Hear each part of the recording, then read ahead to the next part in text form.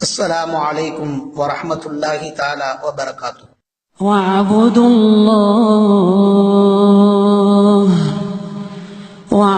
الله ولا تشركوا به شيئا وبالوالدين إحسانا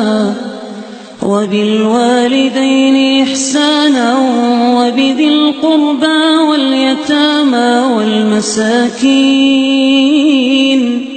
والجار ذي القربى والجار الجنب والصاحب بالجنب وابن السبيل وما ملكت أيمانكم إن الله لا يحب من كان مختالا فخورا.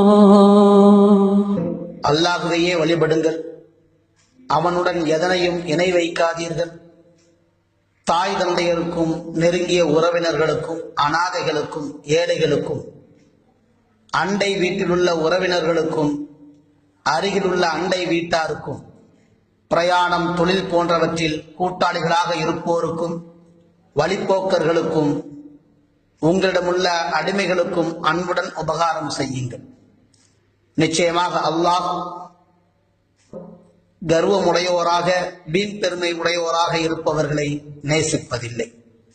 அல் குர்ஆன் 4வது அத்தியாயம் 36வது வசனம். நவீன காலகட்டத்தில் கூட மதம் என்பது மனிதகுல பண்பாடுகளிலிருந்து விலகி மனித உறவுகளை சீர்குலைக்கும் நம்பிக்கைகளால் நிரப்பப்பட்டுள்ளது. இங்குதான் இஸ்லாம் முற்றிலும் மாறுபடுகிறது. இஸ்லாம் என்றால் என்ன, இஸ்லாம் எதற்காக என்று கேள்வி கேட்பவர்களுக்கு எளிதான அர்த்தம் பொதிந்த பதிலை இவ்வசனத்தில் வல்ல ரஹ்மான் விவரிக்கின்றான். இஸ்லாம் என்பது படைத்தவனான அல்லாஹ்விடமும் சக மனிதர்களிடமும் கடைபிடிக்க வேண்டிய உளப்பூர்வமான நேச பந்தத்தின் சாரம்சமாகும்.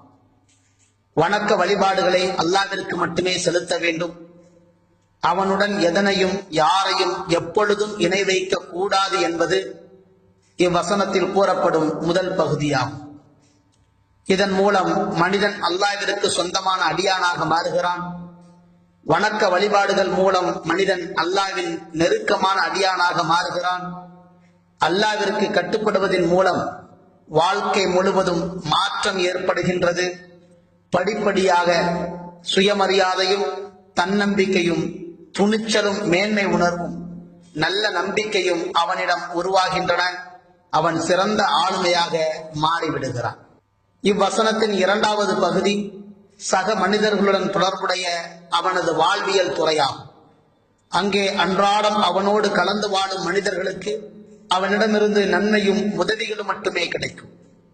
பெற்றோர், குடும்ப உறவுகள், அனாதைகள், ஏழைகள், அண்டை வீட்டார்கள், ஊர் மக்கள், நண்பர்கள், வழிப்போக்கர்கள், பணியாளர்கள் உள்ளிட்ட பெரியதொரு சமூக வலைப்பின்னல் அவனை சுற்றிலும் உள்ளது. இவர்களுடன் காட்டும் பகைமையும் வெறுப்பும் கசப்புணர்வும் அவனுடைய இஸ்லாத்தையே கசக்கி எரிந்து விடுகிறது. சக மனிதர்களுக்கு நலன் நாடும் உறவும் தாராளமான அணுகுமுறையுமே இஸ்லாத்தை உயிர் வாழ வைக்கின்றது. மனித உறவுகளில் ஏற்படும் பிளவுகள் அல்லாஹுடனான உறவை கூட பாதிப்பில் ஆழ்த்திவிடும். இது தொடர்பான பல ஹதீஸ்கள் நமது சிந்தனையை தட்டுகின்றன. எனவே இஸ்லாத்தை முழுமையாக உணர்ந்து இந்த வசனத்தில் குறிப்பிட்டு காட்டியபடி 2 பகுதிகளையும் நிறைவேற்றிய நல்ல அடியானாக வல்ல ரஹ்மான் நம்மை ஆக்குவானாக.